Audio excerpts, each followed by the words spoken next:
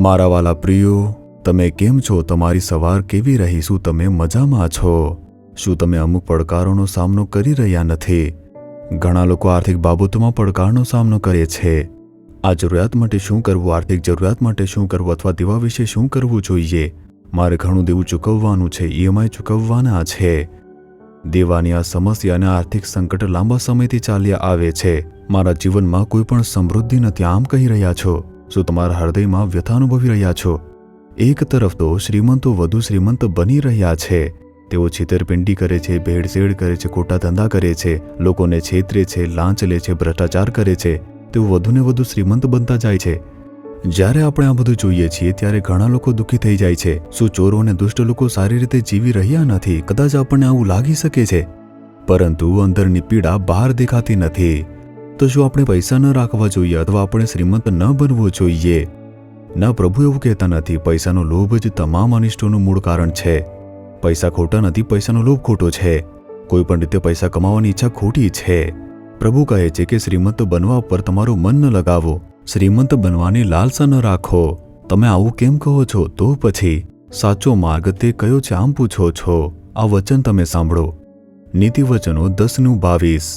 યહોવાનો આશીર્વાદ ધનવાન કરે છે અને તેની સાથે કઈ ખેદ મિશ્રિત નથી. પ્રભુ ઈચ્છે છે કે તમે ધનવાન બનો અને આશીર્વાદ પામો. તેમણે અબ્રાહમને પણ આશીર્વાદ આપ્યા, ઈસાકને આશીર્વાદ આપ્યા હતા, યાકૂબને આશીર્વાદ આપ્યા, અયુબને પણ આશીર્વાદ આપ્યા હતા, અને અન્ય ઘણા બધા લોકોને પ્રભુએ આશીર્વાદ આપ્યા અને ધનવાન બનાવ્યા હતા. ધનવાન બનવું તે કોઈ પાપ નથી, પરંતુ પૈસાનો લોભ રાખવો, કોઈ પણ રીતે ધનવાન બનવા માટે રાત દિવસ ખોટા કામો કરવા, કોઈ પણ દુષ્ટ કાર્ય કરીને તમારે પૈસા કમાવાની જે ઈચ્છા રાખવી હોય છે તે પાપ હોય છે. પ્રભુના આશીર્વાદ દ્વારા મળતી સંપત્તિ કોઈ પણ દુઃખ લાવતી નથી. તે આપણા માટે આનંદ લાવે છે, શાંતિ લાવે છે અને ખુશી લાવનારી હોય છે. શૈતાન પણ લોકોને સંપત્તિ આપી શકે છે. હું આવું કેમ કહું છું? આશ્ચર્ય પામો છો? શું શૈતાન આ દુનિયાનો શાસક નથી? દુનિયાની તમામ વસ્તુઓ તેના હાથમાં જ છે ને. પૈસા, અહંકાર, હોદ્દો, શૈતાન આપણને આ બધું આપતો હોય છે, જેમાં પ્રસિદ્ધિનો પણ સમાવેશ હોય છે. એટલા માટે આજે ઘણા લોકો માને છે પ્રસિદ્ધ બને તો પ્રભુ સાથે છે. બિલકુલ નહીં. શૈતાન લોકોને પૈસા આપે છે, પ્રસિદ્ધિ આપે છે અને તેમને છેતરે પણ છે અને પાપના ગુલામ બનાવે છે. જો તમે તેમના હૃદયને જુઓ તો ત્યાં કોઈ આરામ નથી અથવા કોઈ શાંતિ નથી. જીવનની આશા પણ તમને જોવા મળશે નહીં. તેઓ માત્ર નિરાશાભર્યું જીવન જીવતા હશે. કદાચ બહારથી હિંમતભરી વાતો કરશે, પરંતુ તે વાસ્તવિકતા નથી. તેમના હૃદયમાં કદાચ થોડું દુઃખ હશે અથવા પીડા હશે અથવા નુકસાન અથવા કોઈ પણ અભાવ હશે. પરંતુ જ્યારે પ્રભુ આપણને આશીર્વાદ આપે છે અને સમૃદ્ધ બનાવે છે, જ્યારે તેઓ આપણને ઘર આપે છે, સુખ સુવિધાઓ આપે છે, ત્યારે શાંતિ હોય છે. તે પરમેશ્વરના આશીર્વાદો છે. આ આશીર્વાદ સાચા હોય છે. પ્રભુના આશીર્વાદ પ્રમાણિકતાથી મળે છે. ચોરી કરવા કે ખોટા કામો કરવા માટે પરમેશ્વર ક્યારે પણ આશીર્વાદ આપતા નથી. અને તેથી જ જ્યારે તમે પરમેશ્વરના આશીર્વાદને મેળવો છો ત્યારે તમને અભાવ વિના જીવવામાં મદદરૂપ થાય તેવી સમૃદ્ધિ મળશે. તમારું જીવન સંતોષકારક રહેશે અને આ જ સાચા આશીર્વાદ હોય છે. શું પૈસા જોઈએ છે કે આશીર્વાદ જોઈએ છે? શું તમને સંપત્તિ જોઈએ છે કે પ્રભુના આશીર્વાદ જોઈએ છે? પ્રભુને કહો કે હે પ્રભુ, મને તમારા આશીર્વાદની જરૂર છે. જ્યારે તેઓ તમને આશીર્વાદ આપે છે, આવકમાં વધારો થશે, તમારા વ્યવસાયમાં આશીર્વાદ મળશે, જે કંઈ પણ કરો છો તેમાં આશીર્વાદ મળશે, નોકરીમાં પ્રમોશન મળશે.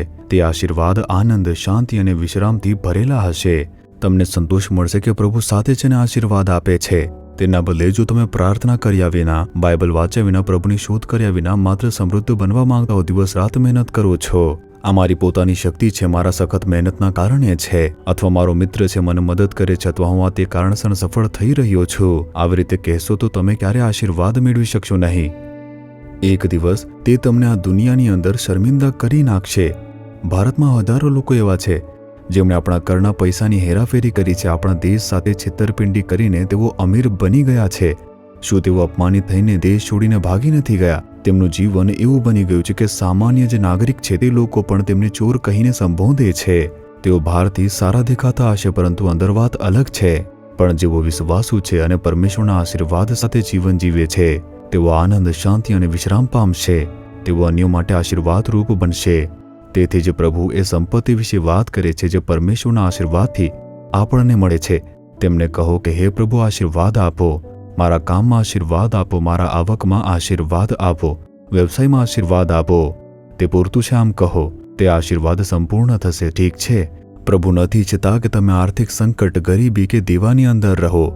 તેઓ તમને તેમાંથી મુક્ત કરવા માંગે છે, દેવામાંથી મુક્ત કરવા અને ગરીબીમાંથી મુક્ત કરવા માંગે છે, જેથી એક સંપૂર્ણ જીવન તમે જીવી શકો. શું તમે પ્રાર્થના કરશો? હે પ્રભુ, તમારા આશીર્વાદ મને સમૃદ્ધ બનાવશે. તે વચનની અંદર હું વિશ્વાસ કરું છું. હું માત્ર પૈસા કમાઈને અમીર બનવાની ઈચ્છા રાખતો નથી, પરંતુ મને તમારા આશીર્વાદની જરૂર છે. આમ કહો. કૃપા કરીને મને આશીર્વાદ આપો, મારા પરિવારને આશીર્વાદ આપો, શાંતિ સાથે આશીર્વાદ આપો. ઈસુના નામ મેં. આમેન, આમેન. જીસસ રીડીમ્સ ગુજરાતી યુટ્યુબ ચેનલને સબસ્ક્રાઇબ કરો. દરેક નવા કાર્યક્રમની માહિતી મેળવવા માટે બેલ આઇકન પર ક્લિક કરો.